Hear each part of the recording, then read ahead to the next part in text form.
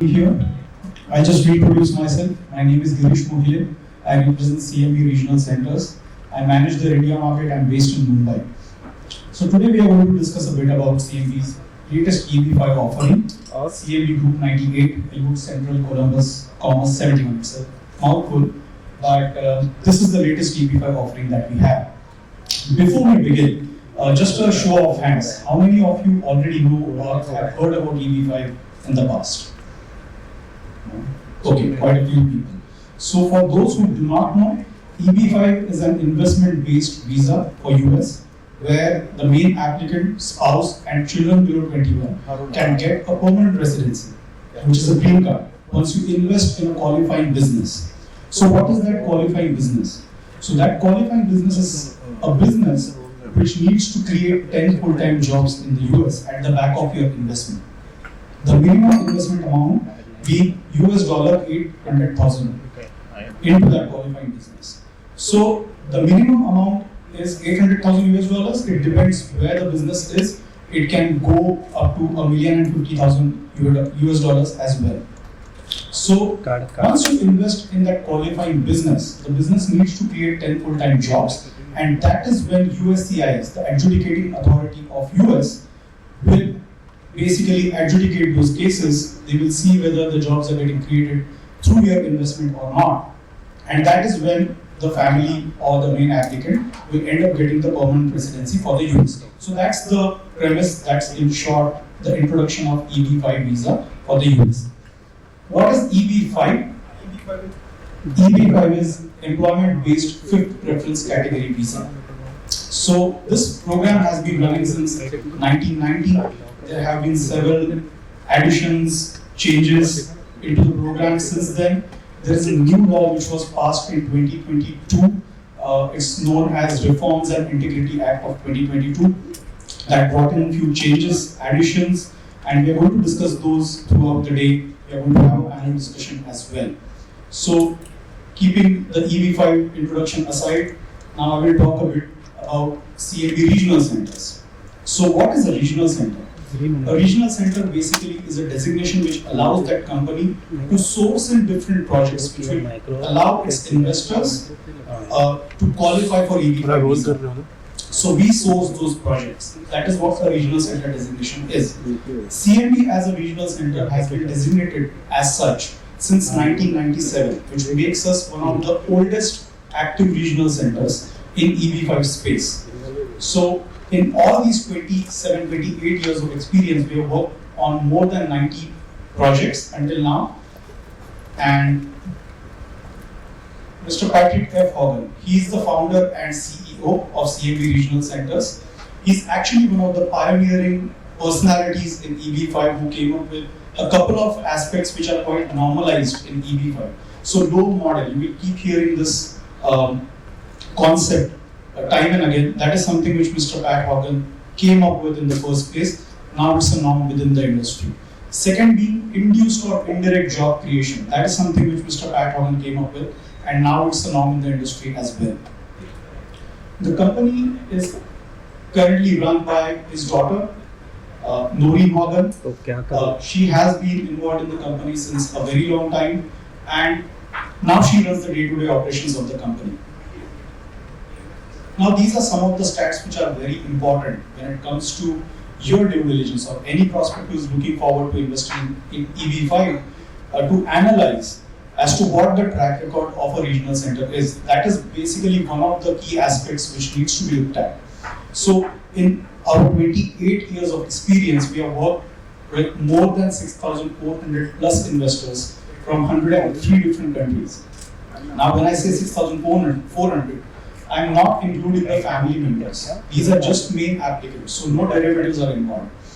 Now, since EB5 is a step-by-step process, you first make an application which is known as I-526E application. You don't need to remember all this, but these are the steps which are involved.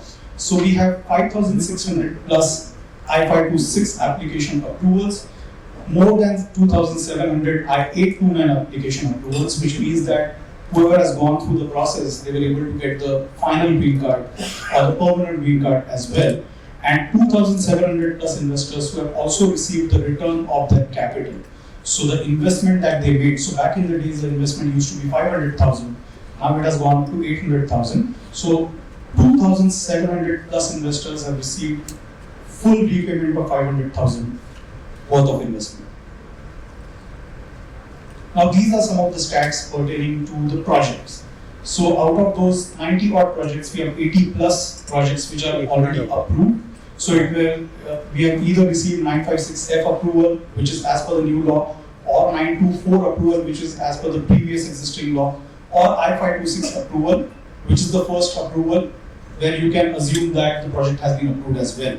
So we have 80 plus projects where we have received those approvals. We have 60 plus projects wherein investors, or at least one investor, has gone through the full cycle of receiving the final green card, which is I829 approval, and 50 plus partnerships where people have received every single penny. So full partnerships which were repaid back. So investors have received their funds back, which are 50 of them. The rest of them are still in queue. So CMB Regional Centers has grown its presence.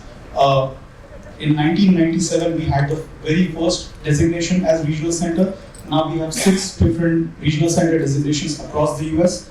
The very first projects, you will see that in California region, we have a lot of projects in the past, but then we expanded and we are able to operate in most of the states within US now. Now, what is the priority for any EB5 investor? Because we get a lot of queries that, what's in it for me? How much returns am I going to get? The main return while you are looking to invest in EB5 is your green card. The second is return of your capital.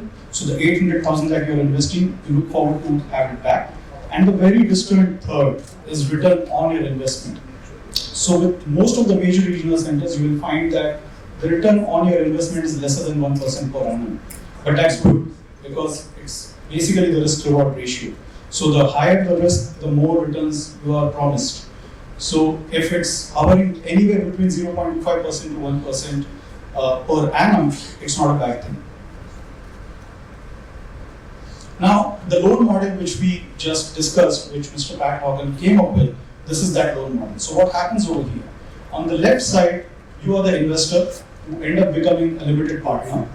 In the center, this CMB Group 98 or whatever the group number might be is at the center. CMB Limited Partnership, so that is where all the funds are pooled. In this particular project, we are looking to raise around 55 EB5 units. So all these 55 investors will be pooling in their funds into this limited partnership.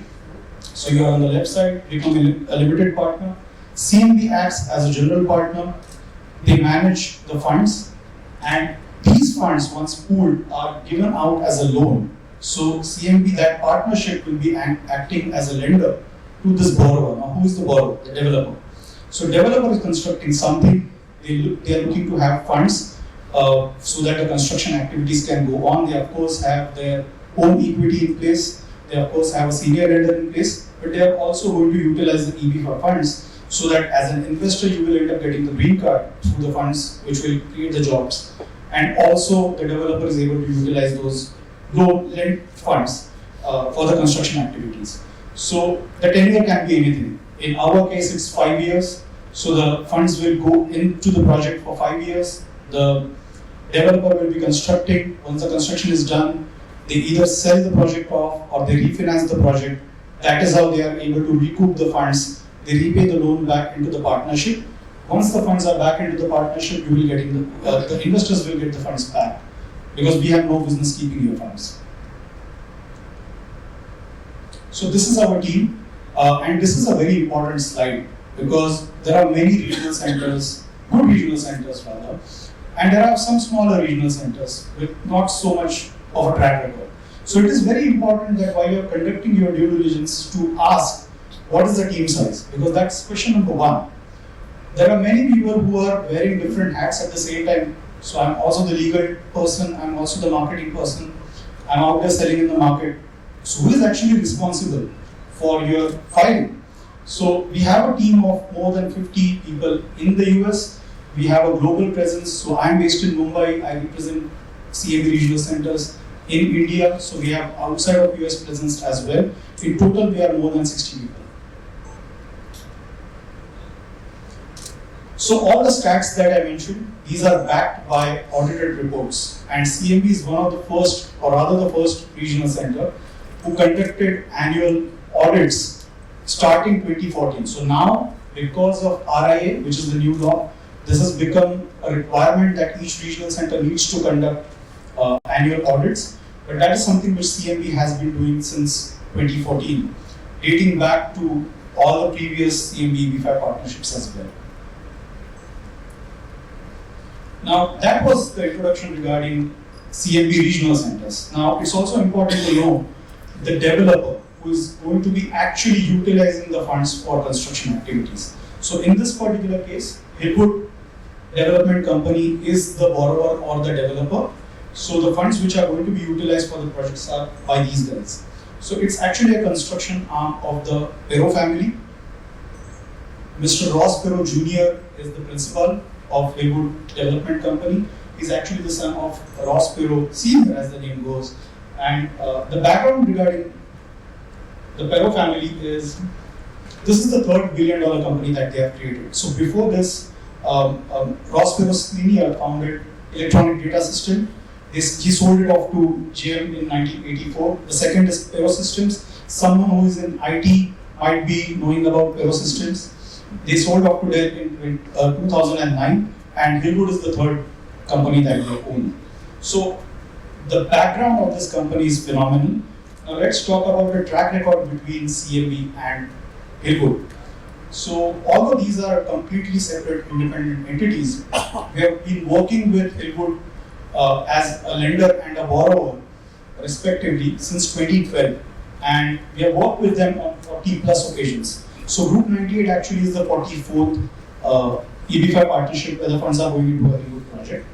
And if you look at the track record, you will find that there are regional centers who do not have stats in totality, and this is the stat just between CMB and Hillwood. So 40 plus projects with them, 30 plus projects wherein we have received 5 to 6 approvals or 9 to 4 approvals, 15 plus projects with I-829, so investors have received their final green card, and 25 plus projects wherein we have successfully received the loan back from them. So we have raised $3 billion in total as a company, as a whole. And out of those $3 billion, around $1.1 billion have been in Hillwood projects, and they have already repaid back the loan worth $526 million. So out of those 6,400 plus investors, around 2,000 investors have gone into a Hillwood project. 1,300 have received their 5 to 6 approvals already. 400 plus have received their I-829 approvals, and 600 plus have received the return of capital as well. So the number of people who have received the return of capital is more than I-829 because USCIS takes its own sweet time adjudicating each and every application, but Hillwood has delivered in terms of the repayment already. Now coming to the current project. CMB Group 98. Now the name of this is Commerce 71. So it's a logistic project which we have in central Columbus in Ohio. We are looking to raise 55 EB5 units, which equates to $44 million of total EB5 raise. Now this is the exact location. So as I mentioned, the name goes central Columbus. It's right in the center of Columbus. And if you look at the viability of this project based on the location, you will find that if you see the gray area over there, that's Canada, and it's right there in the middle. So most of the cities, I'm not sure whether the font is visible or not, but most of the cities in the vicinity are in close proximity. So this industrial logistic facilities are going to facilitate the supply chain in this particular area. So just a bit of a background about Columbus. It's the 14th largest city in the US. There are more than 50 foreign companies who have business operations because of friendly local and state tax policies. There are 2 airports. One is related to cargo, one is a commercial airport over there. Both are in close proximity of this project. There are 2 highways which are 4 minutes away from the project. Now, what is exactly being constructed? So these are two buildings totaling up to around 600 square feet, which are being constructed over here. And Hillwood's model basically is to construct and sell. They specialize in two asset classes. First being industrial and logistics, and second is residential project. So at any given point in time, we have two parallel projects. Currently, this is the one that we have. Group 93 is another Hillwood project which we fully subscribed as of last 2 weeks. So this is the one that we currently have. But this is what they specialize in. So what's going to happen in this particular project? They are going to construct these buildings. Nearing construction, they will look for prospective buyers. They will sell the property off. They will utilize those funds to repay the loan back.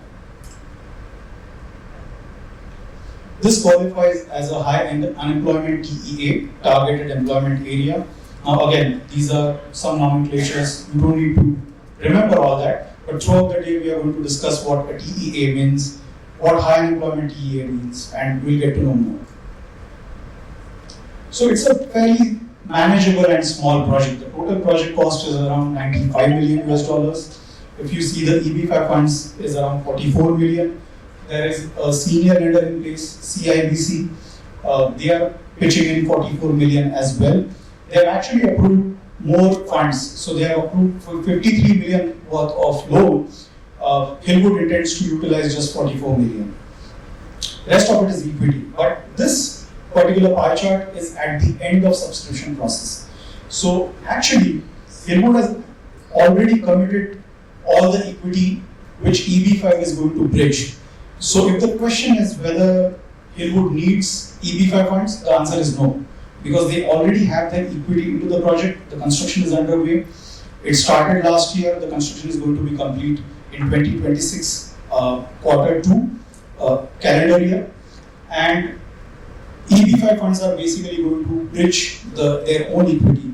So the 8% that you see is at the end of subscription process by the time the construction is way ahead in time. Enough jobs are getting created. You need 10 jobs per investor. We are creating around 13 jobs per investor, so there is a 30% buffer. The projected sales price is around $130 million US, which is way higher than the project costs. And these are some of the collaterals. So one of the key collateral is completion guarantee, which is given to the senior lender.